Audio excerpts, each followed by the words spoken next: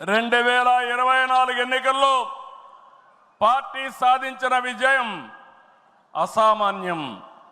93% strike rate, 57% పైన vote షేర్తో కొత్త చరిత్రను సృష్టించాం. ఇది ముమ్మాటికి కారణం పసుపు సైనికులే, ఇక్కడుండే మీ నాయకత్వమే కారణమని మీ అందరికీ విజ్ఞప్తి చేస్తున్నాం.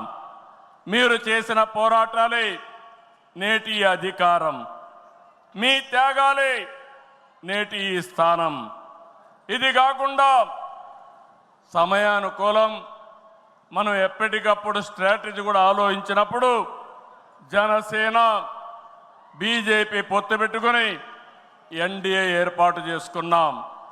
దానివల్ల కూడా ఈరోజు ఈ మహా విజయానికి దోహదం చేశాయని చెప్పి విజ్ఞప్తి చేస్తున్నాం. ఏమీ ఆశించకుండా దశాబ్దాలుగా ప్రతి గ్రామంలో జెండా మోస్తున్న కార్యకర్తల వలనే మనం ఇక్కడున్నాం.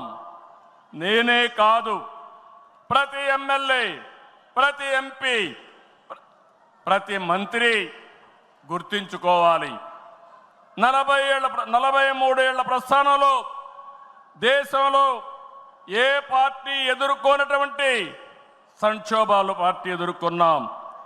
అయితే పార్టీ పని అయిపోయిందని మాట్లాడిన వాళ్ళు వాళ్ళ పని అయిపోయింది తప్ప పార్టీ మాత్రం ఎప్పుడు ఎక్కడ తిరిగి చూడలేదు. తెలుగుదేశం జెండా రెపరెపలాడుతూనే ఉంటుంది.